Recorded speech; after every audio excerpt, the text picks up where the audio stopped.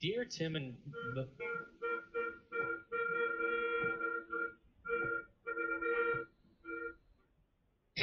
as I was saying, dear Tim and Moby, why do we celebrate?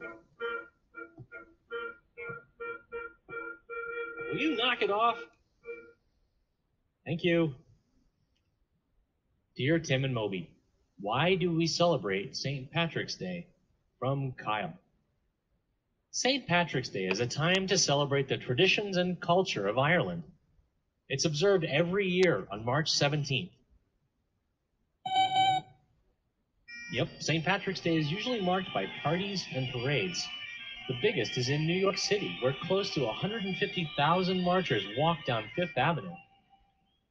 It was first held in 1762 by Irish soldiers stationed there as part of the British Army. In Chicago, the Chicago River is dyed green for the festivities. In Buenos Aires, Argentina, there's an all-night party in the streets. And in Dublin, the capital of Ireland, there's a 5-day St. Patrick's Festival with concerts, fireworks, and theatrical events. Well, people wear green clothes and shamrocks, or three-leaved clovers, listen to traditional Irish music, and consume foods like corned beef and cabbage. Why celebrate Ireland? Because more than 70 million people around the world can trace their roots back to the Emerald Isle. There are more than 35 million Irish Americans living in the United States. That's 9 times the population of Ireland itself. During the 18th and 19th centuries, lots of Irish people left their home to settle in the United States, Canada, Australia, and elsewhere. More than 1 million of them came to the U.S. between 1845 and 1855 alone. When they arrived, the immigrants often faced discrimination and poverty. But on St. Patrick's Day, they'd come together to show pride in their heritage. And their descendants have kept the tradition alive. You're right, these days St. Patrick's Day is mainly secular or non-religious. But it was originally a Christian holiday that celebrated the patron saint of Ireland. In the Catholic Church, that's a special guardian of a geographical region or area of life. The whole parties and parades thing is a North American invention. Until recently, most Irish people only celebrated by going to church. Yep, St. Patrick was a real person. He lived during the 5th century. He wasn't born in Ireland, though. He was from nearby Great Britain. And his original name wasn't Patrick either. It was Maewyn Succat.